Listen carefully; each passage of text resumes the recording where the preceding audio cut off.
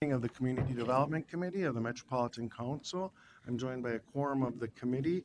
We're also expecting Councilmember Lee to join us, but we will have quite a few committee members that'll be absent today. But we are a quorum and can do the region's business. Council members, we have an agenda before us. I would entertain a motion to approve the agenda. Move to approve. Is there a second? Second. Any discussion? Seeing none, all in approval, please say aye. Aye. Opposed? That carries. We also have the minutes that were included in the packet. I would entertain a motion to approve the minutes, please. So moved. A motion and a second. And a Great. second. And any additions, corrections, changes, discussion? Seeing none, all in approval, please say aye. Aye. Opposed? That carries. Item 4 is an informational item on regional parks overview. Mr. Mullen is with us to present. Welcome, Mr. Mullen. Thank you.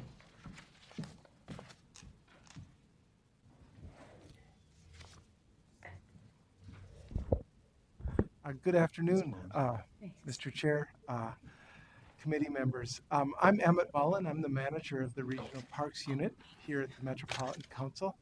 And thank you for inviting me to present an overview of the Regional Parks system. So I guess I should. As I go through my presentation today, I just want to invite you to ask questions as they come up. I'm happy to make this more of a dialogue than just a presentation. So, the role of the Metropolitan Council in the regional park system. I thought it would be appropriate to start off by saying we work in partnership with our 10 regional park implementing agencies partners to support the regional park system. We don't own and operate any land or parks. We have a really unique role. So I should probably say our first part of our role is we develop the regional parks policy plan, which is the policy plan that provides guidance on how the system operates. We also review park and trail master plans. We review the comprehensive plans really closely and in coordination with our local planning assistance partners to ensure that the regional park system is appropriately identified in those comprehensive plans. And we coordinate funding for the regional park system. So the regional park system, what is it? These are the really large parks in the metropolitan area. They're nature-based, that's what we like to say. They serve a regional audience, so they're not just serving the jurisdiction in which they're located, but they're serving people from across the region. It's a nationally renowned system. That's something that we like to say, well, because it's true. And here's a map of the regional park system. I like to sit back and just look at this. It's a large system, and as you can tell, it spans our entire 7-county region. While there are a number of amazing parks within the borders of our two biggest cities, St. Paul and Minneapolis, it really is located, it's spread throughout the region. Some people call it a car-based system because really to get to a lot of our opportunities, you need a vehicle of sorts. The bus will take you to a number of great parks, but certainly not all of them.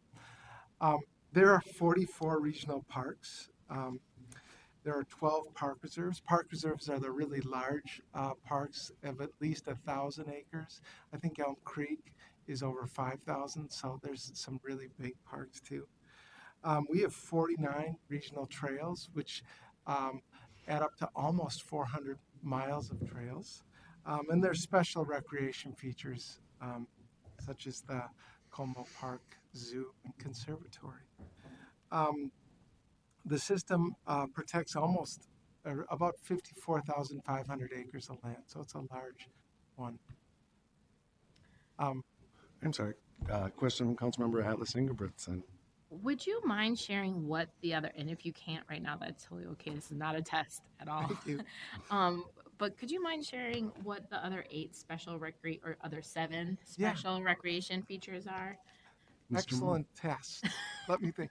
So the special recreation. Oh, Mr. Chair. No, I'm counting. Okay. Mr. Chair, Mr. Mullen. committee members, um, so the other special recreation feature is the Margaret McNeely Conservatory is within Como Park. That's that beautiful conservatory. The zoo. Um, Square Lake is a small lake that scuba divers really like in Washington County. Um, Gale Woods Farm. That's a really great farm that actually interprets agriculture so that people know more about it. The Landing is a place located in Savage that provides like kind of um, I guess it's early Settler. settler, thank you very much, interpretations, people in costumes.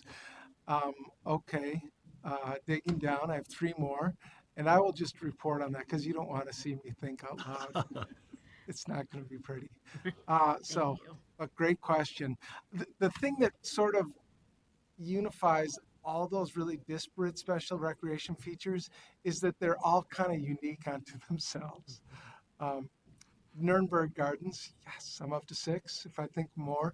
Nuremberg Gardens is a beautiful gardens out on the kind of right next to Lake Minnetonka. Um, Mhm. I'm going to keep going. Regional parks in context. The purpose of this slide is just to give you a sense of how regional parks fit within the uh, Minnesota's recreational spectrum. So you folks know about local parks. Local parks are often small. They serve neighborhood audiences, um, and they really have local residents using them. Regional parks, as I already said, they're large, nature-based, and they often cross jurisdictions. They're large, and they serve that regional audience. State parks and trails and other state lands, I think of as large. While there are three great parks in the metro area and there are three great state trails, the vast majority of that system exists outside of the seven county metro area. And then there are national parks and federal lands. And while we have the Mississippi National River and Recreation Area, a really interesting national park that exists within our seven county area, they don't own an acre of land, but they do have an administrative boundary along the 72 miles of the Mississippi, and they really coordinate um, sort of all the public land managers that fall within that boundary. And and then certainly we have the St. Croix National Scenic Riverway and others. Um, the 2040 Regional Parks Policy Plan, I mentioned this earlier, but this is one of the council's policy plans that provides the policies and strategies for guiding how the system operates. Um, there are a number of sections to this plan. First of all, there's the system plan that identifies what parks and trails units are in the system. And then there are a number of chapters on siting and acquisition, planning, system protection, recreation and activities and facilities. So, what recreation activities and facilities can be within the system. And then there's finance policies. So uh, the policy plan is something that we cite in all our business items to you, and we identify what parts are relevant to the particular business items that we bring forward. The regional park implementing agencies, we say here they own and operate the system. There are 10 regional park implementing agencies, and they're listed on this slide. And they are the folks that we work with that own and operate the system to provide the recreational opportunities that we've been discussing. Regional park and trail master plans. Again, the regional park implementing agencies are the ones that prepare these plans, and we then review them based on the criteria that's in the regional parks policy plan. But in general, the parks and trails master plans identify the boundaries of the park or trail. They identify what recreational activities are allowable. Um, they include a natural resources inventory and a stewardship plan. And they also, there are expectations for citizen participation for the development of these plans and public awareness. Um, Regional parks grant programs. By state statute, the council can only give um, regional parks funding to these 10 regional park implementing agencies. That's a really important point. Um, I want to go over 3 of the funding sources that are formula driven. These are the Operation and Maintenance Program, the Parks and Trails Legacy Program, and the Regional Parks Bonding Program. And I'm going to go into detail on each of these programs, but um, these are the 3 formula driven. We also have a park acquisition program that I will talk about. It's a first come, first serve program. To start, operation and maintenance funding, we get about $17 million a year from the state to support. We get about $17 million each biennium. Thanks, Libby, for the operation and maintenance program. And the operation and maintenance program it provides about 9% of the total operating expenditures of these agencies. So if you do the math backwards, that means there's about $110 million that the implementing agencies spend on operating the system. The statutory formula is based on acreage, visits, and the previous year's operation and maintenance expenditures. The Parks and Trails Legacy Fund. This is the fund that passed in 2008 that is a small percentage of the state's sales tax. And it brings about $40 million each biennium to regional parks and trails. There's a statutory formula that guides how this funding goes to the park agencies.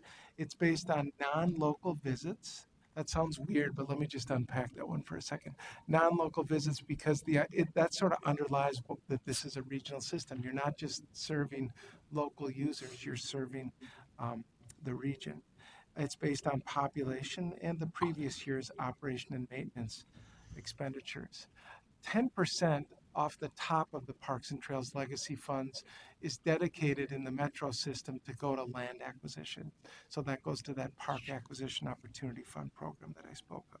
Mr. Mullen. Yeah. Is there a question from Councilmember Lee? Thank you, Chair. Mr. Mullen, the Arts and Cultural Legacy Fund sunsets in 15 years. Is there a similar life span for this? Mr. Mullen. Mr. Chair, Councilmember Lee, that's exactly right. This sunsets in 2034. So it's a 25-year authorization, and we're in year 10. Okay, thanks. Good question. We've been actually hosting a number of celebrations around the 10-year anniversary to try to increase awareness of the amendment, as well as collect input on how people think the implementation of it is going. And we did that with the 3 other funds. The one thing I wanted to mention, and Councilmember Atlas Ingebrigtsen is aware of this as a former chair of the the Parks and Trails Legacy Advisory Committee. But the Parks and Trails Legacy funds need to be spent in accordance to the 25-year Parks and Trails Legacy Plan. And that legacy plan lays out 4 pillars that really, in my mind, provide a context for how those funds are to be spent, or they really provide a context for how to manage a park system. The first pillar is around connecting people in the outdoors. The second pillar is around acquiring land and creating opportunities. The third is around taking care of what we have. And then the fourth one, I always like to call it working better together, but it's coordinating among partners. So it's trying to encourage coordination, knowing that people really want that seamless system of recreation. They don't really care who actually administers or provides the recreation. The Regional Parks Bonding Program is the next one. And when we were talking about how to identify an amount, we just say varies by biennium. over the last 10 years, it's gone anywhere from $5 million every biennium to up to $15 million per biennium. This is legislatively appropriated state general obligation bonds. And an important feature of the bonding program is the council matches every $3 of state funding with $2 of regional bonds. So, and now I'm on the Park Acquisition Opportunity Fund. Again, this is a first come, first served program. The amount of funding available by biennium varies, but it runs about $8 to $10 million per biennium. As I said earlier, the 10% of the legacy funds, so that $40 million, 10% automatically is earmarked to the Park Acquisition Opportunity Fund. We also make applications to the Environment and Natural Resources Trust Fund. This is the lottery proceeds. We just submitted an application to the Legislative Citizen Commission on Minnesota Resources for $2.5 million. So please keep your fingers crossed that we get at least $2.5 million, or perhaps a smaller subset of that.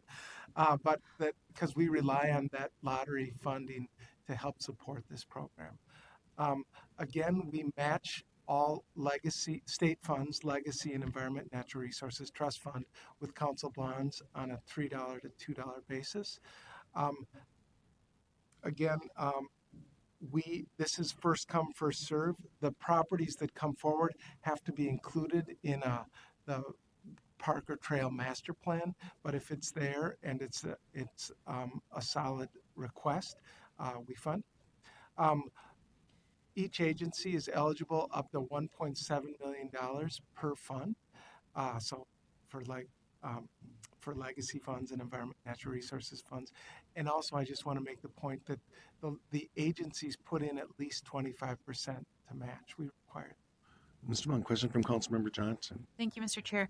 So on the non-competitive first come, first serve, I would imagine though it's a part of the master plan, so everything coming forward is planned for, but there's no prioritization. So when it's ready, it will be funded based on the funds available without prioritization. Mr. Mullen. Mr. Chair, Councilmember Johnson, that's correct. If the property is located within a boundary of a park or trail master plan, it's then the switch is flipped, that it is a priority for the system. The implementing agencies will go into a greater level of prioritization in terms of what they want to submit first. But from our standpoint, our requirement is that it's included in a park or trail master plan. Mr. Chair, just a follow-up. Councilmember Johnson. And so within the various agencies within the overall system, again, has there ever been an issue where one agency is getting ahead of others with funding some of these needs based on readiness or willing sellers, or has it ever been an issue? Mr. Mullen. Mr. Chair, Council Member, that's a good question, and let me just step back and say the park agencies are aware that it's a first come, first served basis. Some of the park agencies do have more funding, local funding available to have a more active acquisition program. What comes to mind is Three Rivers Park District, but Washington County and Dakota County both have local initiatives that they passed that actually generates funds that results in the acquisition of a number of properties. So really, all of our agencies are benefiting from this, and all agencies are probably not as active as well. It's not equal. Councilmember Johnson. And the lens that I'm trying to just bring to this as a completely new person is just making sure that there aren't any inequities based on ability to raise funds, because, I don't know for sure, but it's just one of those things I want to just be mindful of in all the work we do. That's all. Thank you. Mr. Chair, Council Member, thank you for those comments. And that was one of the considerations before I arrived, I think a long time, but that the agencies provide 25% match. The idea was that they needed some skin in the game, but we didn't want it to be a barrier to participation. So whether that balance is exactly right or not is something that could be discussed, but that there is a desire to lower the bar to participating so some of the smaller agencies can also benefit. Thank you, Mr. Chair. Thank you, Councilmember Vento. Um, Mr. Chair, Mr. Mullen, what about, I'm kind of getting at the same angle that Councilmember Johnson was getting at in terms of not only the city's access to the funds, but also smaller cities or townships that have smaller staffs and the capacity to staff the acquisition of the land. Does the council provide that expertise or assist them at all in any of that? Mr. Mullen.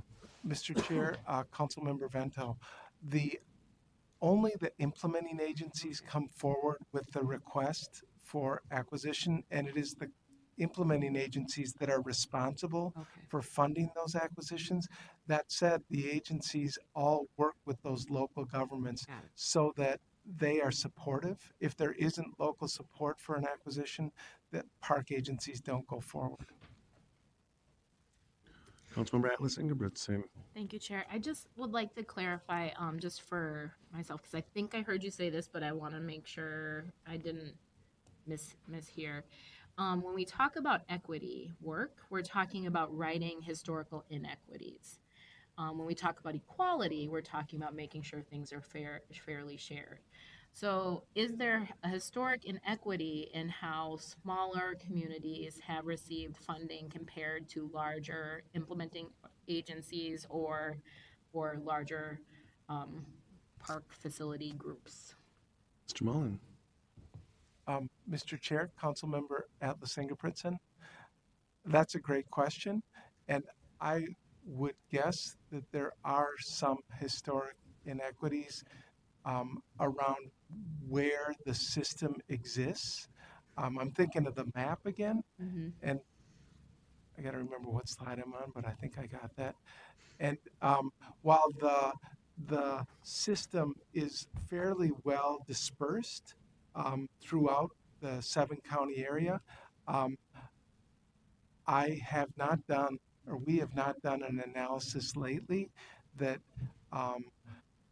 talks about physical access to or equitable access to recreational opportunities. So I know some of the agencies have conducted that analysis, and I'm thinking of the Minneapolis Park and Recreation Board in particular, but that could be something to think about. Councilmember Atlas Ingebrigtsen. If I might share, it might be an area of value for us to do an assessment similar to what City of Minneapolis and Minneapolis Park and Rec Board did that in the context of local parks, so not regional parks, exclusively and trails. It might be worth us understanding that context for ourselves. I was at the city when that was done, and we certainly did find that when it came to biking and walking trail infrastructure, first-ring suburbs or some of the older suburbs, Hopkins was probably the one not included in this for having more access to trails than many of the other first-ring western suburbs.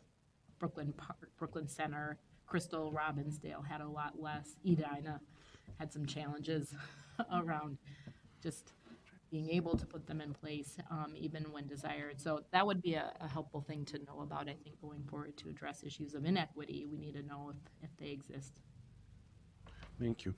And Mr. Mullen, I actually have a question as well, since we're stopped. And you said with both the Parks Acquisition Opportunity Fund and the Regional Parks bonding that the council matches every $3 of state bonds or state money with $2 of regional. Is that just a performance measure? That's not statutorily required, or is it? Or is that just a measure we're using for comparison performance?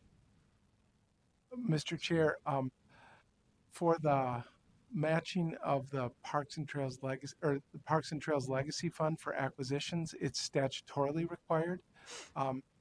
The bonding match is actually commitment made in our regional parks policy plan, Okay, thank you. not statute. Great, thank you. To the next slide. Now we're on the Metropolitan Parks and Open Space Commission. And just as a little commercial, Council Member AI and I and others will be holding 4 interviews tonight, or I guess a lot more than 4, but for 4 open seats on the Parks and Open Space Commission. So I guess it's districts E, F, G, and H. So the eastern part of our region. So stay tuned. Thank you for doing that. The Metropolitan Parks and Open Space Commission advises, it was created by state statute, first of all, and it advises the council on matters related to the regional parks system. The commission is made up of 8 members and a chair. So I think I'm going to get this right, but council districts 1 and 2 make up the Parks and Open Space Commission A, and 3 and 4 is B, and so on. The chair serves in an at-large position. The Parks and Open Space Commissioners serve 4-year terms. And Council Member Atlas Ingebrigtsen is our council liaison to the group.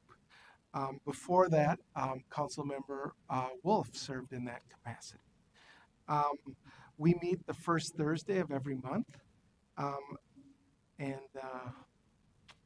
that's what I want to share about the Parks and Open Space Commission. We really rely on them for advice on the regional park system business items. So please feel free to lean on them. This past year, or maybe a year and a half ago, we held a community development committee meeting with the Metropolitan Parks and Open Space Commission.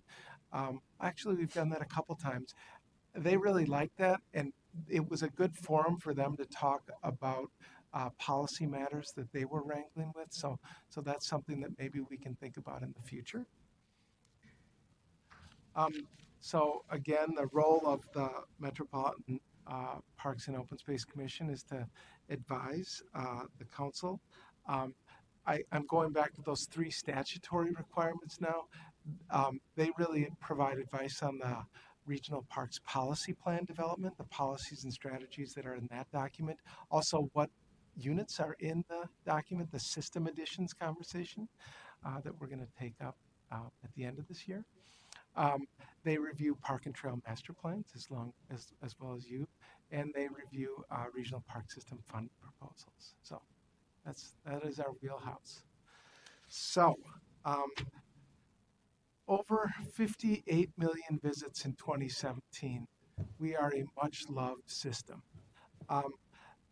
This comes from our visitor study that we did this past year. And what do we know about these 58 million visitors? So I want to unpack this. I'm going to go slow on this first one, and then I'm going to go faster. So I have 4 fun facts for you. So the first fact is around college education. So across the region, 42% of residents have a college education. Visitors to the regional park system are more likely to be college educated. Trail visitors were over 70% college educated, and park visitors were about 64%. So both were significantly more likely to be college educated. The next item is visitors are less likely to be older than 55 years of age. Both the park and trail visitors were considerably lower. The regional average was 32, trail 25%, and park visitors were 25%. Trail users are less likely to be persons of color. This was kind of an interesting finding. About 21% of our region is made up of people of color. Trail visitors, it was only 17.4%. Park visitors was actually more than that, 24.9%. And then they're less likely to have lower incomes. So incomes under 50,000, all residents, it's about 35%. Trail visitors, it was only 20%. Park visitors, 24.9%. So a lot of information loaded in those slides. Mr. Chair. Councilmember Johnson. And did the Met Council do this study, or was this commissioned by a different group or agency? Mr. Mullen. Mr. Chair, Councilmember Johnson, we did this study in 2016. This is a visitor study that we do every 5 years, and we are committed to updating this in 2020. So next year, we're going to redo this. Councilmember Johnson. Just one quick follow-up. Thank you, Mr. Chair. And are these typically the same questions year by year so that you can do the measurement and see the progress? Or do you introduce different questions based on different goals and objectives that the council is setting forward? Mr. Mullen. Mr. Chair and council members, we have a visitor study that we just are going through the methodology right now, and we are updating it. So these questions are being modified to some extent, and to ensure that we're collecting vital information. To my understanding, all 4 of these questions will be included in the next version of the plan of the visitor study. Thank you. We have other council members with questions. Councilmember Cummings. Thank you, Mr. Chair. How do these statistics fit with the plan and your expectations of results in the overall plan? You pleased? Mr. Does Mullen. it work? Council members, excellent question. That's a big question. And as I step back, I think we have a real emphasis on equity. And we look at the trail numbers, and we want to dig into that more.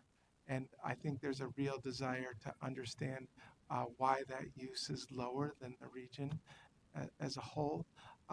So I think that there's a lot of work left to be done, and I think that this information is really important, and I think we could do an even better job, I'm going to go with, on getting this information out to our park implementing agency partners, as well as other interested folks such as yourselves. Thank you. Thank you. Councilmember Lee. Thank you, Chair. So I have a question, and that's also a suggestion. So, do we reward or punish cities who do better in one of these categories? And the reason I ask this question is because, being a St. Paul resident, I'm a little bit biased. But St. Paul, recently, as part of the Super Bowl commission, when our Twin Cities was hosting the Super Bowl, the Super Bowl commission had given money to the local cities, and St. Paul council members and city council members and state lawmakers lobbied along with the mayor to get some of that money to come into St. Paul to help build a couple of facilities in St. Paul parks, where they had top spin and a sport called takraw, which is a very popular Southeast Asian sport that a lot of Hmong folks and Korean folks are familiar with. And if a lot of Westerners don't know, but it's basically imagine like volleyball but with your feet. And so, and then we put them, St. Paul put them in areas where there's a lot of immigrant communities. And if the city is doing something like that, that's very targeted and that's culturally appropriate in its neighborhoods, do we reward or punish them? And how can we ourselves as a regional body do something similar and take stock of everything like this in a greater context? And also, I hope that doesn't mean that, we're not tailoring our parks towards only people who have college degrees. Or, if we take any one of these categories and think about that. Mr. Mullen. Mr. Chair, council members, I just want to mention that my supervisor, Libby Starling, used to manage the research. So I just want to open the door that you fill in this response. But Councilmember Lee, we don't reward or punish the cities in terms of how they do against this information. That said, I think that we really do try to incentivize work where the park agencies work to better understand what the needs are and then meet those needs.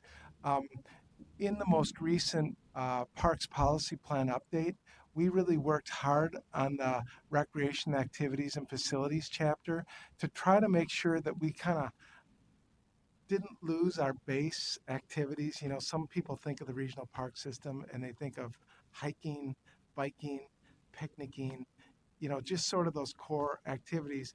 But then we also put in a concept that we called secondary activities, where I think we have a real growth opportunity for thinking about providing new activities that particularly some of the new groups or new residents to the region want to see supported, such as the activities that you were talking about, which is really exciting. And I know Ramsey County and the city of St. Paul have done some great work around that. So I don't know, Libby, if you'd add anything to that or if you want to just go forward. Ms. Starling? Mr. Chair, council members, I just want to reiterate in thinking about this that the regional parks system is owned and operated by the regional parks implementing agencies. So St. Paul and Bloomington are the only two that are actually city owned and operated systems. Otherwise, it is the implementing agencies which are different. So this is the one Metropolitan Council system which has a very different set of partners with us. And then to reiterate in the question of rewarding, incenting, to go think through the various funding programs that Mr. Mullen went through a moment ago, that the core funding programs are determined via formulas. So operations and maintenance is a formula that is in state statute. The distribution of parks and trail legacy funds is in state statute. Bonding and the acquisition funds is in the regional parks policy plan, but to think through where the opportunities are to encourage. So we're doing a lot, and this is something that we can come back to you on, providing technical support and capacity building to our implementing agency partners on how to expand their appeal to more of the residents of the region, understanding what the barriers are, understanding what the opportunities are. But our opportunities are limited except for one of the items that is on the next slide. And Mr. Mullen, before we move to that side, if I may, were you done, Councilmember Lee? Yes, sir. Yeah, Great, thank you. Thank you. Yeah. I'm just wondering, Ms. Starling or Mr. Mullen, if there was much effort or analysis done looking at the the racial question here. The trail users are less likely to be persons of color, and when it actually exceeds the park visitors of color exceed the metropolitan population of color. Did you look at that? Or, I mean, I think that's just a very interesting disparity. Mr. Mullen. Mr. Chair, council members, we are really starting to dig into that. We have a parks ambassador. I have a parks ambassador on my team who's really interested in this particular piece of information, and we're trying to dig in. Her name is Amanda Lovely, and we're trying to dig into why that is and think about strategies that might begin to ameliorate this. Thinking about learn to ride programs, thinking about ways to increase awareness of the regional trail system and other things. And it's also, as Libby said, this is a partnership where we're working with 10 implementing agencies. They're looking at this one too and interested in unpacking it more and understanding it. Thank you. And I would just note that if you look at the lower incomes as well, they're the same number. With the there's parity between park visitors of color and the lower income, and just knowing how race and income are connected. I'm just wondering if there are some parks that are attracting people from different demographics because of the availability of programming or open space. So it'll be interesting to see your analysis as it unfolds. Councilmember Johnson. And again, thank you, Mr. Chair, just briefly, and again, new to this whole thing, but I'm just hoping that whatever it is that we're working on with the planning, as a planning agency with the local partners, that everybody has an opportunity to be at the table. We're being inclusive about what should the uses be going forward, and how do we bring different perspectives and people to that table. Well, it's great that we might want to teach and acclimate people to what we've always done in the parks. To Councilmember Lee's point, there are probably new uses that I have never heard of that should also be in the parks. So that again is just trying to bring that lens into the work as I, just a voice on the council. Thank you. Mr. Mullen. Thank you. Oh, I'm sorry, Mr. Mullen. Councilmember Atlas Ingebrigtsen. So I'm wondering if you could talk a little bit about how the data was collected and how ethnicity was identified. And it wasn't 58 million visits that were analyzed. It was some other number. I looked it up. So it's like, I think it's more like 4,000 in parks and 1,400 and some change in trails. So could you share a little bit more about how that data was collected? Mr. Mullen. Mr. Chair, Councilmember Atlas Ingebrigtsen. The visitor study is a study where we worked with the University of Minnesota to develop methodology on how to conduct it so that the results that we get are valid.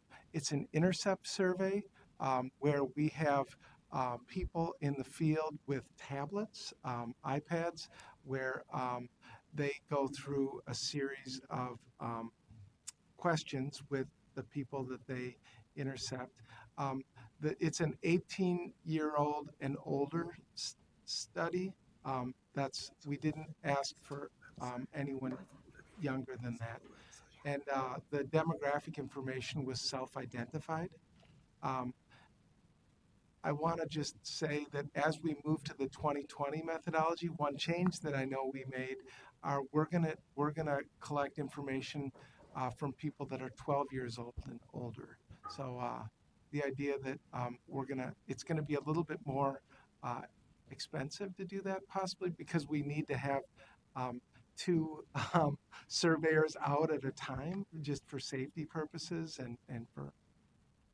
But we're excited to expand that. So, Councilmember Atlas Ingebrigtsen. Just as a follow-up, I'm looking at the key findings on the report, which is on our website, and it has that an ethnicity of the respondents altogether that 80% were Caucasian, 8% were African American, 5% Asian, and 5% others, with 2% abstaining from participating. And they went on in their key findings to say that Caucasian visits significantly more often than non-Caucasian, 60 versus 36 times a year. They're also much more likely to rate facility quality, services, and recreation opportunities as good. I'm assuming that's based on where they were probably doing their visits at. And we're much more likely to engage in trails. So I think for the reasons that Chair, you mentioned the difference between college education and low income, and where we know our populations who are non-white often have a higher percentage, not a majority, but a higher percentage in those categories. And then seeing this in the findings report, it doesn't really seem to jive with that 24.9% park visitorship. So I don't need it right now, but I love to see how that particular number came up for park visitors. Thank you, Councilmember. And Ms. Starling has offered to send the link out to all the committee members to the report as well. So thanks for pointing out it's on the website. Mr. Mullen. Thank you, Mr. Chair and council members. I want to just say an additional thing that we're doing with the 2020 visitor study is we're going to be oversampling areas where we anticipate we have higher participation by people of color to get better information around needs. That's just one of the changes that we're doing from 2016 to 2020. But this is a topic that we can cover at another time, and it won't be me covering it, even though I own this information. So. Thank you, Mr. Mullen. Okay, this is my last slide. Upcoming regional parks initiatives coming before this committee. So obviously ongoing work. We're going to be bringing park and trail master plans to you in May. We have the Loose Line Regional Trail from the Minneapolis Park and Recreation Board. We have the Central Greenway from Washington County, another park or trail master plan. We have a park acquisition opportunity fund request that'll be coming forward. I think St. Paul's coming with one this next May meeting. And we're going to be coming in with funding requests in the near future. Upcoming work, so work that's a little bit not the sort of standard policy plan, master plans, and funding. We have an equity grant program pilot that we have been working on over the past several years that we want to bring forward to you in May. In May, we're going to be presenting kind of options with the hope that anyways that we'll be coming in with a recommendation to you sometime in June. Interest earnings on the regional park system funding. In 2015, the state legislature changed the law on interest earnings on regional park system funding. Prior, it went to the North Mississippi Regional Park that is co-managed by the Minneapolis Park and Recreation Board and Three Rivers Park District. And now the language says for the use and betterment of the whole regional park system. So we're going to be coming to you with a recommendation for how to use that funding. And don't get too excited because it's not that much money. I'm just trying to set expectations accordingly. Then we're at the final thing I'll mention is that later this year, sometime in the third or fourth quarter, we're trying to figure out when. Right now, we're going to be bringing in system addition proposals for how this regional park system should grow. That the regional park implementing agencies and us are really excited to initiate. It's going to be a lot of work, but it'll be a lot of fun. So with that, that is my presentation today. I'm happy to take more questions if you have any. Thank you, Mr. Mullen, for the presentation and on the work. Questions or further discussion? Councilmember Cummings. Thank you, Mr. Chair. Wanting to grow to 70,000 acres and 1,100 miles of regional trail by 2040. Are you looking at growing existing regional parks, adding new parks, and what's kind of the breakdown if it's a combination of both? Yeah, great question. I skipped over that on one of my slides. The existing regional parks policy plan has identified regional parks and trails that total that 70,000 acres. So there are some planned regional parks and trails that make up those acres, and there are also some planned parks and trails that are in search corridors that will make up future parks and trails that haven't even been planned yet. But the existing system will ultimately, that has been identified to date, will ultimately make up 70,000 acres. So it's a really big system, and that we're currently at 54,000. The idea of going to 70,000 that's a lot. It's a lot. Thank you. Thank you. Further discussion? Councilmember Atlas Ingebrigtsen. Thanks, Chair and Emmett, for this presentation. I'm wondering, will the regional parks interest funds, which I think we were talking about could be between $200,000 and $800,000, will that then be added to the funding mix of the 4 different types of funding sources? Or will that always be like a set aside? Or Mr. Mullen. Mr. Chair, Councilmember Atlas Ingebrigtsen, that will be a decision of the council, how that funding is allocated.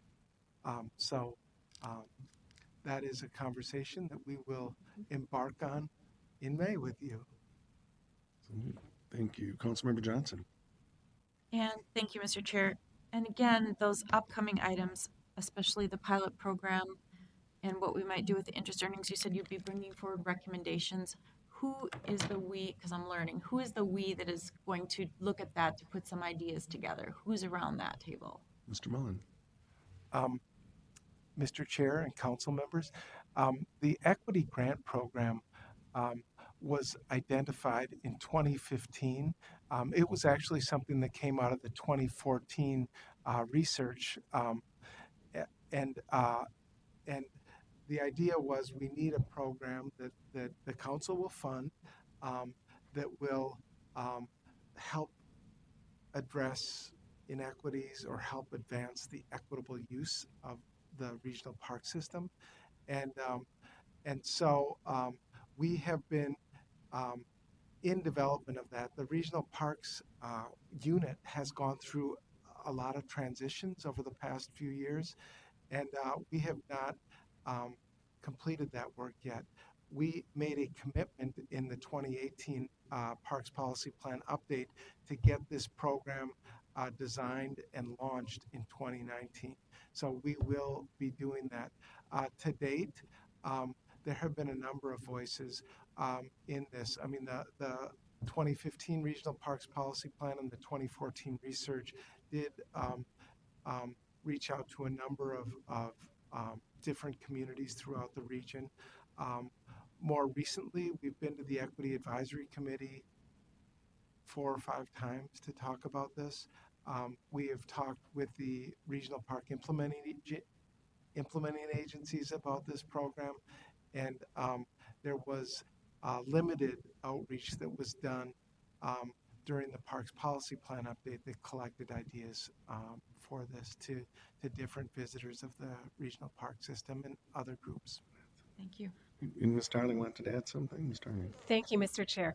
Mr. Mullen left out one piece of what the story he's given and the recommendation before the CDC, which is that the opportunity for the Community Development Committee to work through various options and ways of putting the program together. So there'll be at least one opportunity for this committee to workshop through options and then converge onto a recommendation subsequently. Great, thank you. Further discussion, Councilmember Atlas Ingebrigtsen. So one of the things, that's a really pretty ring. One of the things that I think is important, and I just want to share a little bit, I would assume that the Metropolitan Parks and Open Space Commission and commissioners will have also a contributing voice in what that looks like and how it comes about. I shared some comments at our last committee meeting that came as it relates to this, and I think one of the things that I hope that this body, the CDC, keeps in mind as we're venturing into that stage and next steps is that the funds currently are restricted for capital, but that's not what's reflected in the research as to what's needed to move the needle on equity work. And so the Metropolitan Parks and Open Space Commission has asked that we really consider that research and finding and knowledge to make sure that we're taking opportunities to expand beyond capital investments to non-capital investments. And I would offer that the Parks and Trails Legacy Advisory Fund, those 4 pillars connecting people to the outdoors, are significantly about non-capital investments, but across all the implementing agencies that have and authorizers, we've done a very poor job of investing in non-capital aspects of parks. That can look like staffing, programming. It's those things that people really connect to. And I think that it will be very important for us to think well about that as we do take on aspects about park, is what did the citizens ask for and are we delivering on it? And there have been times where we're not even reporting out, not the Met Council, but the agencies, the funds, in a way that we're able to even know that we're being accountable. And when we have, it's really evident that we've spent very few of our dollars in alignment with that intention. And I think that's a real risk for us. So it'd be great if all of the members of the CDC can get a copy of that 25-year plan for those funds so that we can keep that in mind. Also, it's a really well done document that I know the Met Council and number of agencies toured the entire state. So it's a great reflection of many people who use our regional parks aren't just from our communities. They're from all over, and what they know helps them to connect to the outdoors. Thank you, Councilmember.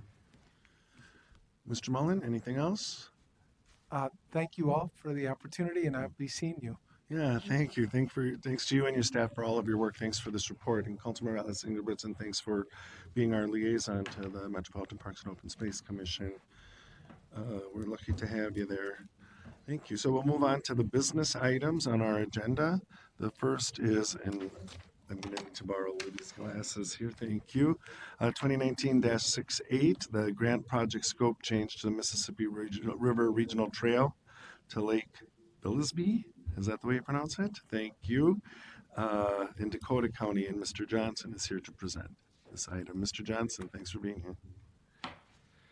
Thank you so much, Mr. Chair and council members, for allowing me to come and present this proposal to you. This is a grant project change from Mississippi River Regional Trail to Lake Billisby, as our chair has articulated. So my name is Sam Johnson. I'm a grants administrator here at the Metropolitan Council. And I'm just going to walk you through this proposal so that you can understand why this change is believed to be necessary, and hopefully give your approval at the end of it. So the proposal is reflecting a request from Dakota County to change a grant from the Mississippi River Trail to Lake Billisby. Mississippi River Regional Trail was funded with 2017 state bond dollars. And before we get into the details of the proposal, I'd just like to familiarize you with where these two projects are at in the system.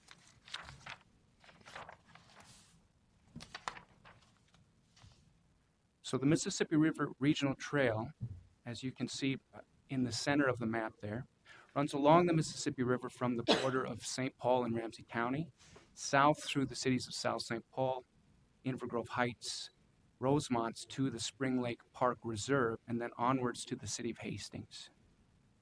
It has connections on the north end to the Dakota County River to River Greenway, and on the south end to the Washington County Point Douglas Regional Trail. There are also future connections plans to regional trails in the city of St. Paul itself. Lake Billisby, as you can see on our regional map, is located on the very southern border of Dakota County. Though it's at the very edge of the Metro's regional system, it is centrally located to several outdoor recreational opportunities that I'll detail for you shortly.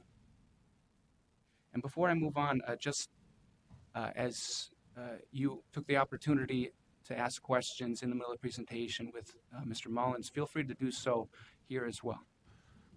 Thank you.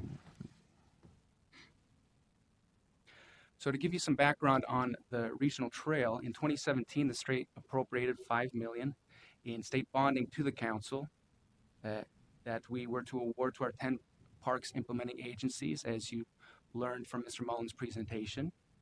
Metropolitan Council, of course, approved a 3-2 match of those funds for a total of $8.33 million in 2017. And it was split up among projects identified by our implementing agencies. The projects were reviewed by MPOSC and then the Metropolitan Council, and was approved on July 26 of 2017. The only project from Dakota County was this construction project of the Mississippi River Regional Trail, and it received $852,000.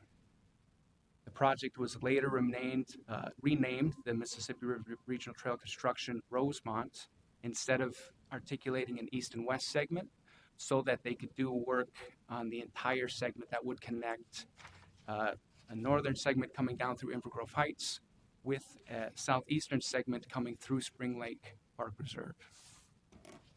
Unfortunately, upon receiving funds for the trail, Dakota County moved forward with design and engineering.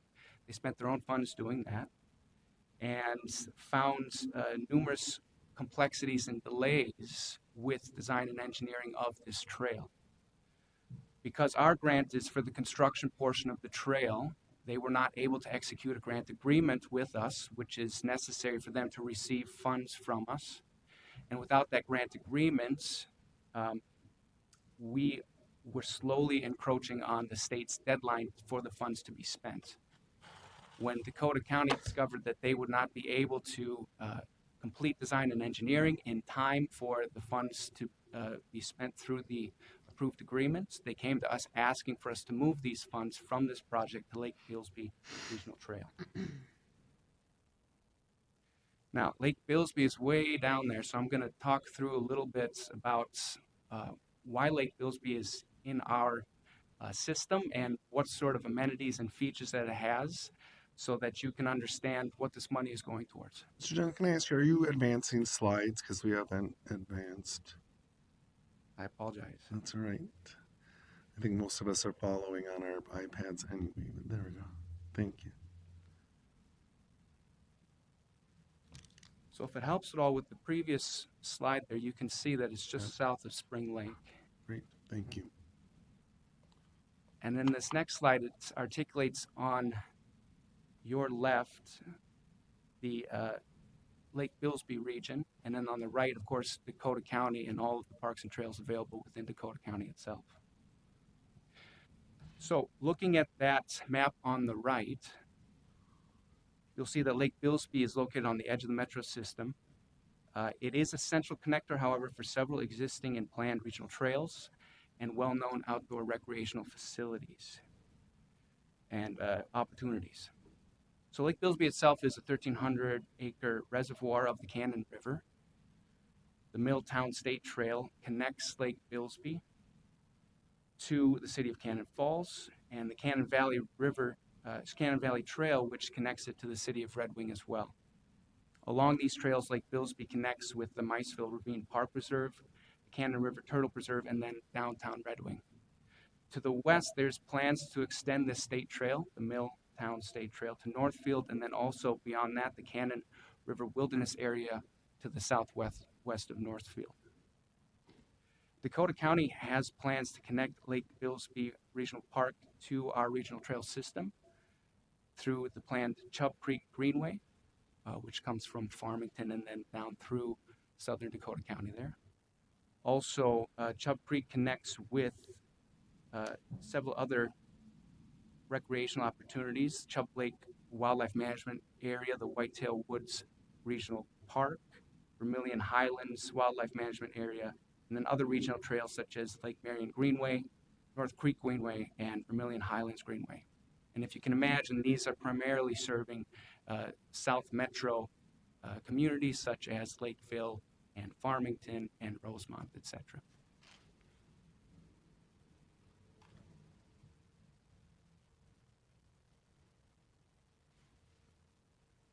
So just a little background on Lake Bilsby itself. It was established in 1970 and is about 620 acres. It's located on the north side of this Lake Bilsby Reserve and is split into two units. The western side is just north of Cannon River and south of the town of Randolph. And the eastern unit is on the northeast side of the lake and adjacent to Lake Bilsby Dam, which is owned and managed by Dakota County. Goodhue County adds to this eastern section with the Goodhue County Bilsby Park, and the two are connected by pedestrian and bicycle trail bridge that was actually built just in 2015. So this is an expanding regional park, and Dakota County is looking to expand it more.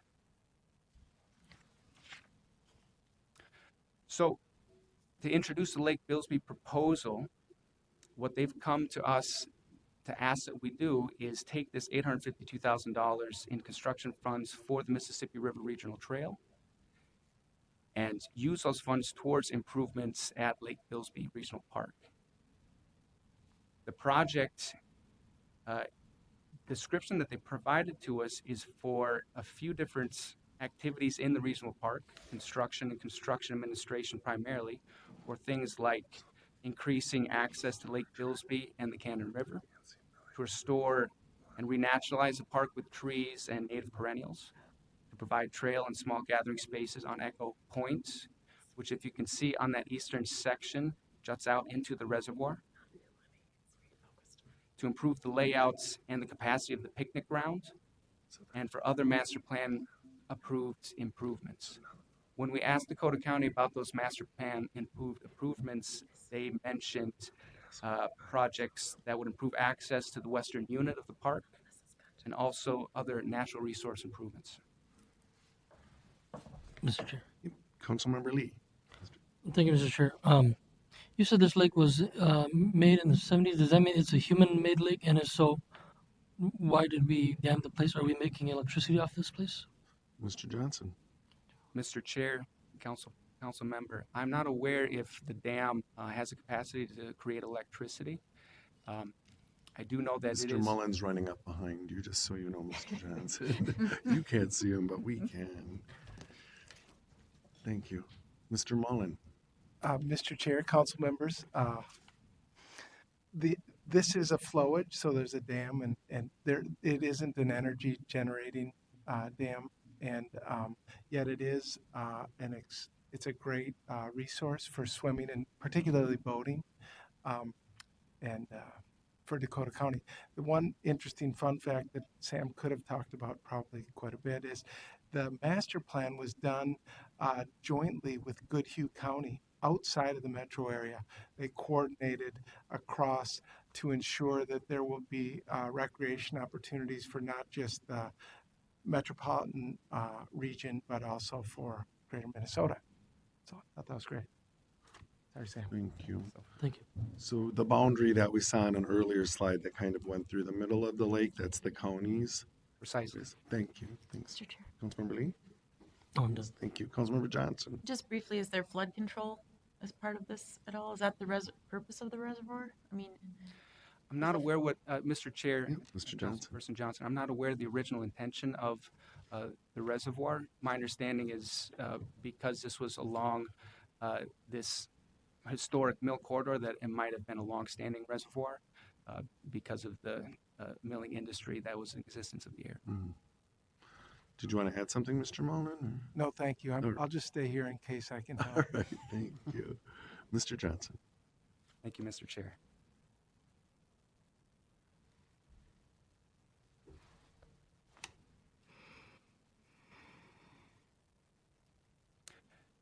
So to give you more background on Lake Billsby itself, to support this proposal,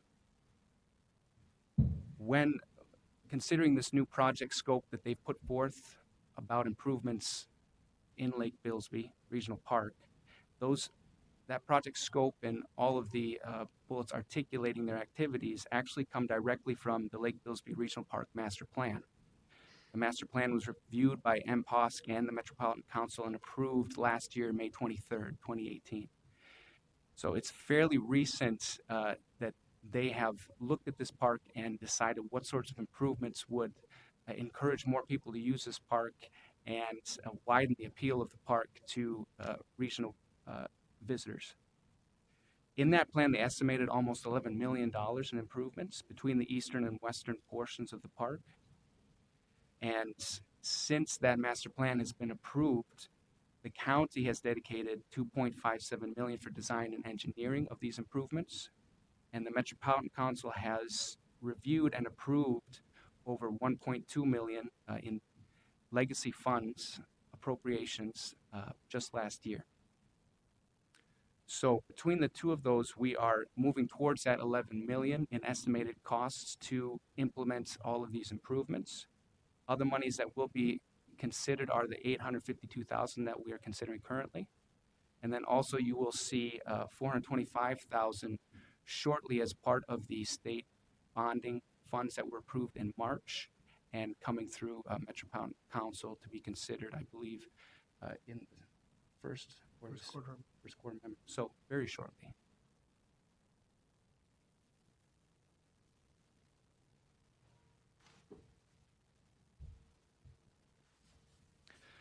So in our due diligence in reviewing this request, the regional park staff found that it did meet all relevant requirements from the Met Council.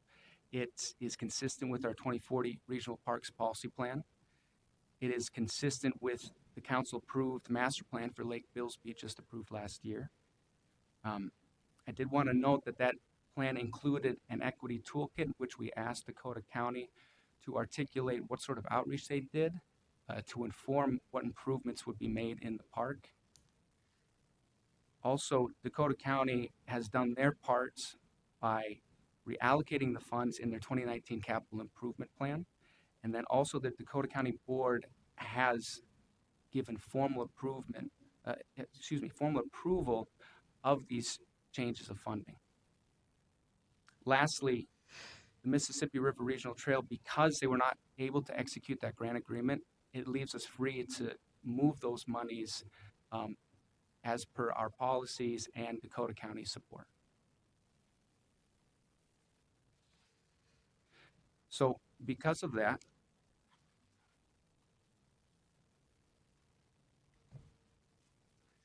that's okay, thank you, appreciate it. Did you want to look at those a little bit longer? We have. We're good. Yeah, from there? Okay. We are tracking.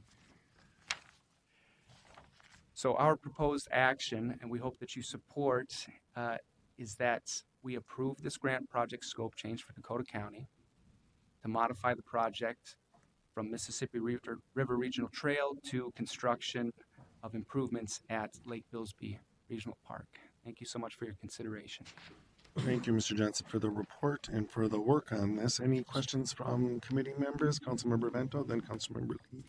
Mr. Chair, I just, first of all, I would like to move support, to move this recommendation that we approve the grant project scope change for Dakota County for Lake Billsby. There's a second. Thank you. Is there a second? Second. Okay, discussion. Councilmember Vento. I have long been an admirer of Dakota County's parks system and what they've done in terms of working in partnership, particularly along the Mississippi River. I'm a member of the Friends of the Mississippi River Board, and they are just incredible partners. And I think this whole Lake Billsby thing is pretty cool. So that's my statement. Cool. It's Thank you, cool. Councilmember. Further discussion. Councilmember Lee. I was going to second Councilmember Vento's comments, and because I went to college at Carleton down in Northfield, so I'm familiar with the area. And but my question was, so if we take money from the Rosemont project and put it here, does that mean the Rosemont project is in limbo and they will come back to ask for money in the future? We Mr. had, Johnson. Chair, Councilmember Lee, we had asked the same of Dakota County, and what they informed us was that they anticipate that the trail will be completed. It's just been delayed past what the state bonding deadline for funding was. They did mention when we were presenting to MPOSC that this completion might be wrapped up into a new master plan that they are intending for the area, so that they can get a good alignment for the trail that works and they can move forward with. But as far as if it was dead in water, they reassured us that it simply was delayed. All right, thank you. Thank you. Further discussion. I have Councilmember Atlas Ingebrigtsen, then Johnson, then Bento. I just wanted to share that MPOSC supported this plan. We met. Thank you, Councilmember. Further discussion. Councilmember Johnson. Thank you, Mr. Chair. So this is a really cool, new to this part of the world a little bit here. A lot of rich history, and when it was created in 1910, it does generate electricity. They have an agreement with Xcel Energy, and it powers about 2,400 homes, and there is flood control. That's part of it. They can regulate that. So I really appreciate when there are adaptations over the years, and today it can be such a rich amenity beyond what it's intended to more than 100 years ago. So thank you. Thank you, Councilmember. Councilmember Bento. Mr. Chair, I just wanted to also put in an advertisement for the Spring Lake Park Preserve. If you've never been there, it provides some of the most gorgeous views of the Mississippi River. It's beautiful. They have an event facility there that you can rent, and I can't recommend it enough. When I'm having a bad day, that's frequently where I go for a walk, because I always leave feeling really pretty recharged. All right. Thank you, Councilmember. Further discussion on Councilmember Bento's motion? Further discussion? Councilmember Bento has moved approval of the grant project scope change and the other parts of this action. All in approval, please say aye. Aye. Aye. Opposed? That carries. Thank you, Mr. Johnson. Thank you so much. Yeah, thank you. Moving on the agenda, another Dakota County related item. It's the Dakota County 2040 Comprehensive Plan Review. Ms. Torres. I'm sorry, who is? Torres. Torres. Ms. Torres, thank you. Thank you. Welcome, Ms. Torres. Thank you, committee members. I'm Angela Torres, the manager of local planning assistance in the Community Development Division. I want to give a brief refresh, as we are wont to do these days, um, kind of on the key points of the council's role in comprehensive planning, and as a reminder of the 168 plans that we have yet to review. We have only reviewed 8 through the council, so only 160 left to go. We did get Newport through the council last week, so thank you for that. Some of this will be repetitive, so I appreciate if you'll bear with me. What I'll try to do is be repetitive until everybody feels comfortable, and then calling out the items that are different for this particular action in front of you today. So I wanted to briefly remind the committee members about some of the required plan components that you saw described in your staff reports. These specific required plan components are directed in the Metropolitan Land Planning Act. Where the committee may see extensive analysis are where there are proposed changes to council-related documents, policies, or information like growth forecasts, community designations, or system and policy plans. The council's review authority is based in statute. There are different review standards based on the component we are reviewing. Council staff authorizes plans to be placed into effect and doesn't have the ability to approve or deny. That's explicitly stated in statute. The council does approve comprehensive sewer plans, and that's because of the direct impact on the system. Instead, the council reviews and comments on whether the local plan carries out the development direction set by the council to accommodate growth and densities in locations where regional infrastructure investments are planned or in place. Plans must be in conformance with the council's 3 system plans for transportation. That includes highways, transit, and light rail. It also includes the regional parks and trails policy plan and the wastewater system plans and the infrastructure investments involved in that system. Plans must be consistent with regional policies like natural resources, housing, and water supply. We advise communities on issues of consistency. Eligibility for incentive programs like Livable Communities Act programs may be impacted if a community's plan is inconsistent with council policy. Plans must be compatible with the plans of affected and adjacent jurisdictions. The council works to facilitate at times when compatibility issues between plans may be an issue. The council can also, in very rare circumstances and only related to the 3 systems, also require plan modifications. This is outlined in statute. It's a very specific process. It's also very rare, like I said. During the last round of comprehensive plans, we didn't have any plan modifications, and usually staff and local jurisdictions work very hard to come to shared solutions and I lost my thought, sorry, work together to facilitate regional policies and local goals at the same time. This is the official review process. Again, the council has 120 days to review and take action on comprehensive plans and plan amendments. The community will submit a plan amendment or the update, which we're reviewing now, which initiates a 15 business day review period. We're required to respond within those 15 business days unless the communities submit supplemental information. We work with communities to answer questions and coordinate that plan review.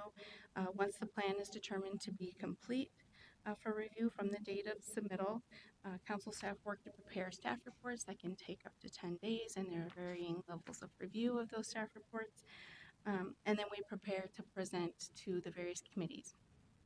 Environment Committee and Community Development Committees both typically see comprehensive plans.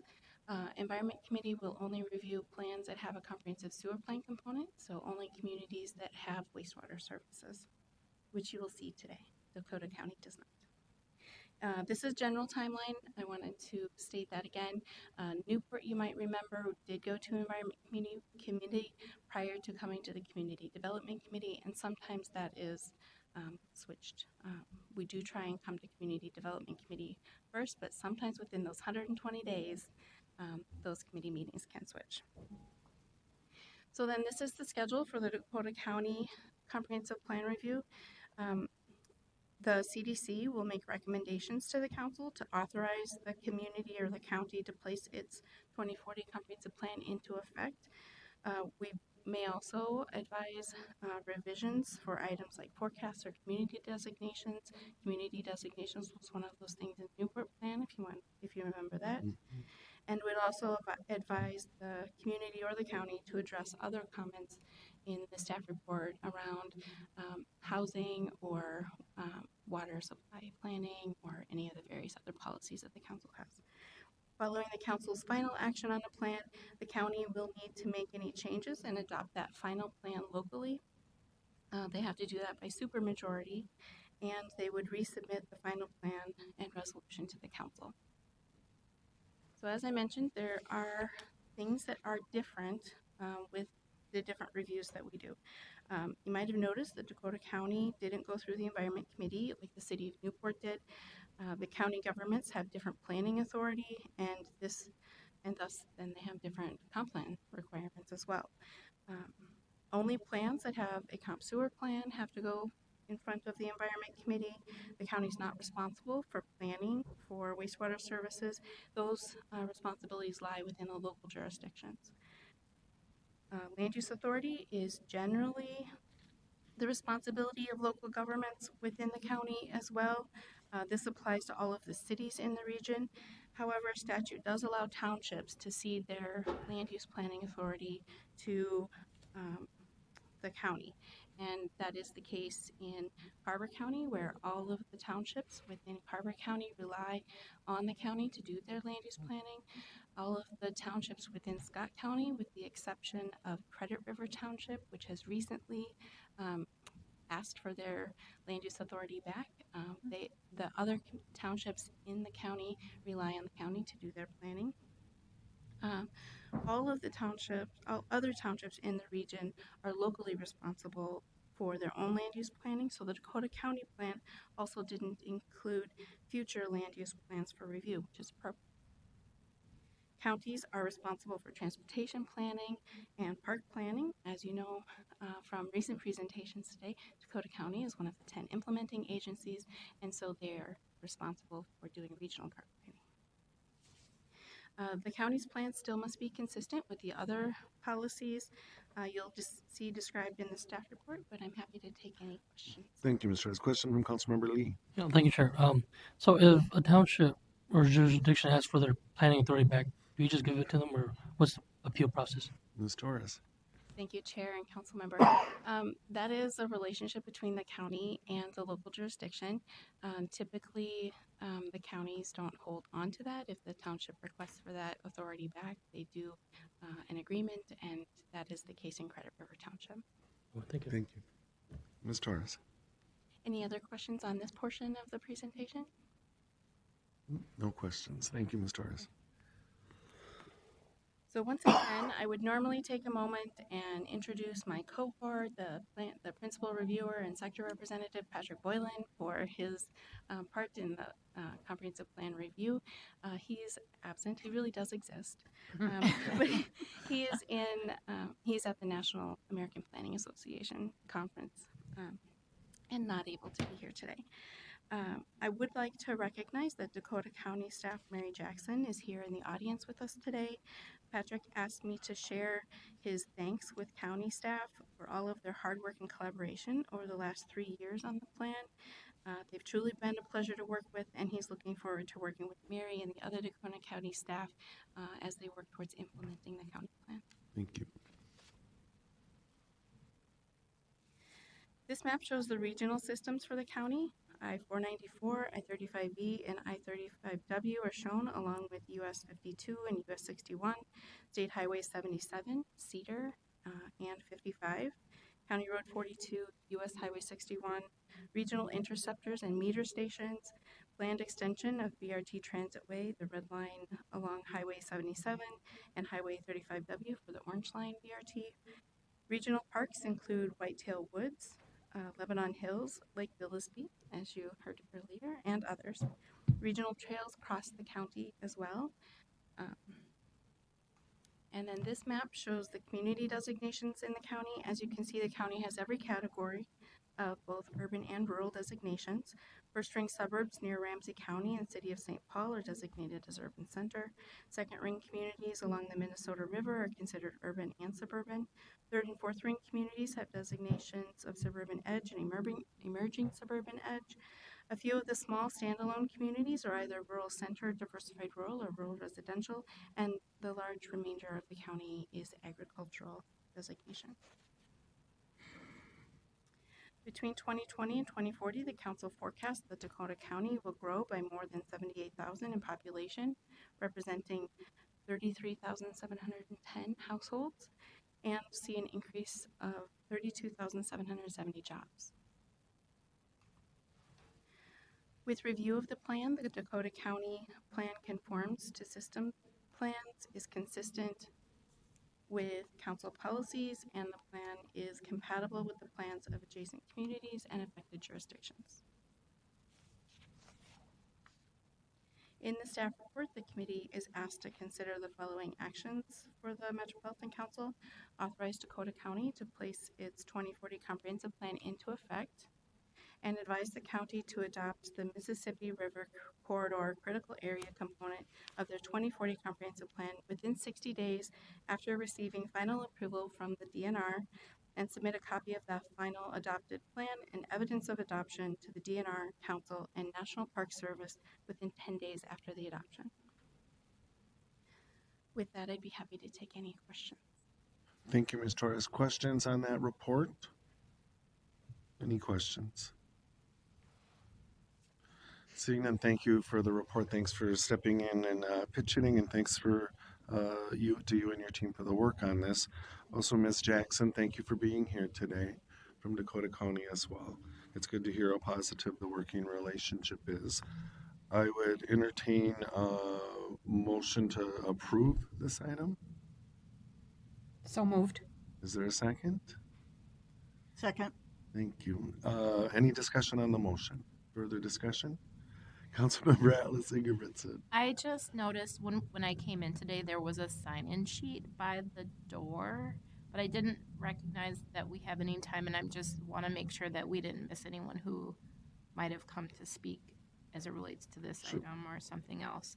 There were 2 names on it I saw, and I don't know that, as a matter of protocol, I'm not sure if that, I just want to make sure we don't miss it if that's a thing. If I'm incorrect, I can be told I'm incorrect. Thanks, and I would look for anyone for guidance. And my understanding is that the public doesn't generally address committees. It is the discretion of the chair. Is that my understanding? Was there? Thank you so much. I don't even know your name. It's me again. Thank you. Okay. Excuse me, Chair. Yeah. A point of order. There is an opportunity for guests to indicate if they'd like to speak. Oh, I in see. front of the committee, Very cool. but it Thank is you. the discretion of the chair. Very good. And the 2 people that signed in indicated that they were not seeking to address the committee. But thank you, Councilmember Atlas Ingebrigtsen, for bringing that forward. Any further discussion on the motion? Discussion. Seeing none, all in approval, please say aye. Aye. Opposed? That motion carries. Thank you, Ms. Torres. Moving on to our final business item. It is item 2019-55. It is a joint committees item. It's a 2019 budget amendment, first quarter. And thank you. Ms. Hebner is here to present on this. Thank you. Good afternoon, Chair, committee members, and that was an amazing job on my name for your. Seriously? I felt like I slaughtered it. Again, my name is Heather Augustin Hebner, and I'm the Finance Director for both Community Development and Metropolitan Transportation Services. I apologize if you have heard this before, but I wanted to give you a really brief overview on our budget amendment process just to help everybody feel grounded in where they're at. So budget amendments are really routine of our normal budgeting process. We're going to come to you approximately quarterly to get approval to close projects, to add projects, to change funding sources, and those sorts of things. Our capital program, and that's going to be most of what you're going to see in our budget amendments, has 3 primary sections. The Authorized Capital Program, or the ACP, that's going to be an acronym you hear a lot. The capital budget, and the capital improvement plan, or CIP. That's going to be another acronym you're going to hear a lot. The Authorized Capital Program, or ACP, provides multi-year authorization to spend on projects where funding has been secured and the council has given final approval to proceed. The capital budget represents the amount of the authorized capital program expected to be spent in a given year. So for right now, it would be in the 2019 budget. And the CIP is a 6-year capital investment plan. Projects in the CIP have identified funding sources. There's identified funding sources, but those funding sources are not yet secured, and the council has not yet given a final approval. All of the committees have influence into what is in the CIP, and that will be part of our 2020 budgeting cycle. Projects in the ACP are added, removed, and changed through the council's amendment process, and that's why I'm here before you today. So I'd be happy to answer any questions you may have before I go into our actual action item. Any questions for Ms. Augustin Huebner on the presentation so far? I just have one. Could you clarify for me, please? Is the ACP, did you say that was a 2-year No, authorized? the ACP is it's ongoing, right? Ongoing, So okay. projects are multi-year. Some Multi-year, projects might take 6 months to complete. Others may take 3, 4, 5 years, depending upon the size and the duration. Thank you. Thank you very much. Well, Any other questions? Ms. Augustin Huebner. okay. So as Emmett mentioned earlier, the council does not have our own parks and capital projects. We pass through 100% of state and regional dollars to the 10 implementing agencies or to those communities that the legislature has given direct appropriations. Some people would call them earmarks. We have to come to you to formally request to close projects. Today, we're requesting approval to close 18 projects totaling just just over $14 million. The projects have been completed and all funds were expended. We're also proposing to bring in 2 new sources of funding. New funds include just over $1.5 million of interest earnings dedicated by statute to the North Mississippi Regional Park. So this would be that last year of funds that are specifically dedicated by statute. And we'll be coming to you again over the next coming months to have the conversation of interest earnings moving forward. We're also proposing to bring in $10 million of state general obligation funds appropriated this legislative session to replace previously awarded $10 million of environmental and natural trust fund bonds. The Environmental and Natural Resources Trust Fund bonds, as you may have heard in the newspaper or other articles, have been tied up in lawsuits, and the GO bonds switch. So basically, they're replacing dollar for dollar the Environmental and Natural Resources Trust Fund bonds with GO bonds. So this is the legislative solution so all of these projects can move forward. So what we're just proposing to do is take out the ENRTF bonds and replace them dollar for dollar with the GO bonds. Bonds are allocated to each park agency based upon a formula. This amendment also contains a handful of what we call administrative adjustments. These represent projects where dollars are already in the authorized capital program and are being administratively changed between projects. This could be something as simple as if there's an allocation and one project is going to have $9 left and another project is $9 short. So sometimes they're really small like that. And we always list out. Question from Councilmember Atlas Ingebrigtsen. Was Chair, was that not actually hypothetical, but actual because there's a $9 project in here or amendment in here? Ms. Augustin Huebner. Mr. Chair, committee members, there's one under $20. Okay. So I guess my point is sometimes it is $9. Okay. Unless it's a typo. Yeah, so sometimes they're really minor dollar adjustments. Other times there are dollars of significance or projects of significance. So we're going to let you know for transparency's sake a couple different ways what's in here. First, we're going to always list out in here what those administrative adjustments are so you can read it, and I'll verbally call out any adjustment of any regional significance or significance in dollar amounts. So a couple items or administrative items of note that I want to call out in this amendment is allocating Parks and Trails Legacy Fund Park Acquisition Opportunity Funds to land acquisition projects in Washington County, St. Paul, and Three Rivers Park District. The reason that we're doing this is when we get funds in, we basically encumber them in our capital projects in our ACP. So as soon as we get available dollars, what we do is we'll come to you and say, hey, can we bring these into the authorized capital program? And they'll sit there in an account. That way we can keep track of what that dollar amount is. And then as specific projects come through, first of all, those projects will come through MPOSC and the council, so you will see and touch all of those projects. And what we're doing right now is moving the dollars to fund the projects that the council has already approved. The Community Development Parks Amendments address livability by providing access to natural resources for healthy exercise and stewardship through responsible planning and management of resources for the Community Development Division and regional parks. Our proposed action is that you authorize the 2019 unified budget as indicated and in accordance with the attached tables. And I'd be happy to answer any questions you may have. Thank you, Ms. Augustin-Huebner. Any questions on that report? Any questions? If not, I'd entertain a motion to the Metropolitan Council authorize the 2019 Unified Budget Amendment as indicated and in accordance with the attached tables to the report. So moved. Thank you. Is there a second? Second. Thank you, Councilmember. Any discussion on that motion? Discussion? Seeing none, all in approval, please say aye. Aye. Opposed? That carries. Thank you for your work and for your report. Council members, as we look to decide which items go on consent and which on non-consent are the committee reports. The first business item is not new money. Normally, a money-related issue would go on through the committee report, but unless there's objection, I would recommend that we put it on the consent agenda.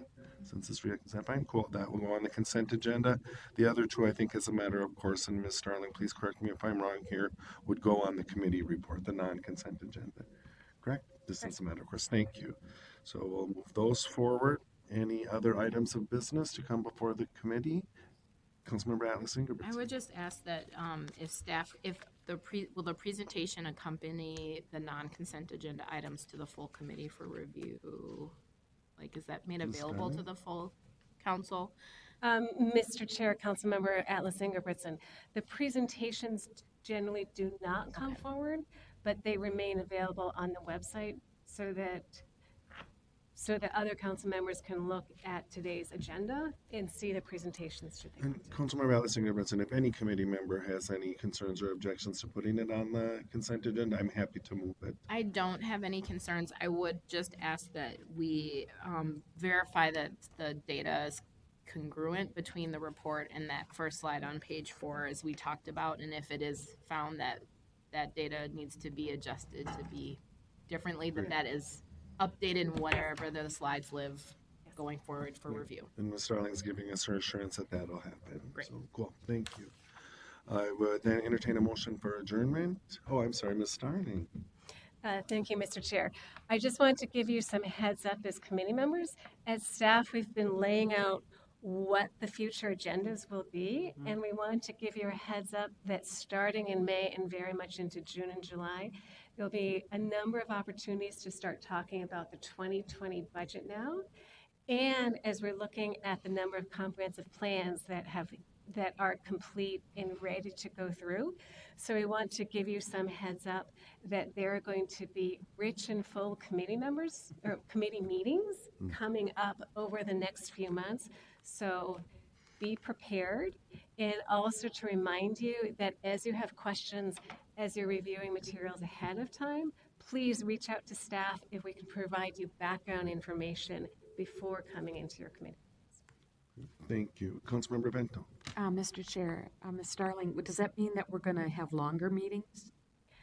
Mr. Chair, Councilmember Vento, in part that depends on what the level of questions and discussion that you as committee members have. But it is likely that there will be longer agendas, certainly in the number of items that are coming before you. And assuming that you want to continue to have rich discussions, I would probably plan on longer meetings. Thank you for that notice. Councilmember Johnson. And just one quick item as well. So I have not met my sector rep yet. Very busy working on comp plans. I understand that, but also as these items come through, you can see which districts are being flagged. And so are council members kind of getting a heads up that these are moving through the process for their particular districts, so that by the time they get here, that particular council member or council members are maybe further along in some of the detail than other folks. I'm just wondering how to plug more into that piece of the equation as we start to get really deep into some of these. Ms. Darling. Mr. Chair, Councilmember Johnson, council members receive copies of our correspondence with cities. So as we're corresponding, so if you haven't been seeing the letters indicating when a comprehensive plan is complete for review and scheduled, it most likely means that your cities are not becoming complete in that process. So that you have the ability to track what that correspondence is, so you should not be surprised on this. Councilmember Johnson. Thank you, Mr. Chair. I think that's great.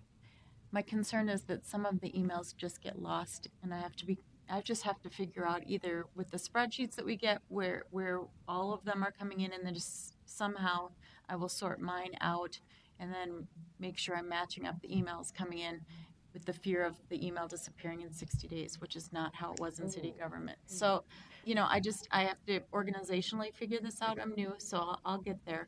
But I really want to be on top, and I'm sure the others do too, as those items are moving through for the areas we represent. Well, and I would note, or at least suggest hope, I guess, that as we are more experienced with items that may be somewhat routine, we'll need less background, less context. And so as we add more rich and robust discussion on these items, these long agendas that come forward, we'll already have that background. So it'll hopefully offset some of the additional length of the meetings. Cool. Anything else? Motion to adjourn? So moved. Has that already been made? Did we already do this? Is there a second? Yes. Excuse me, point Michelle. of order, we do not need a motion to adjourn. I You didn't just think so. adjourn it. Okay, seeing no further business before this committee,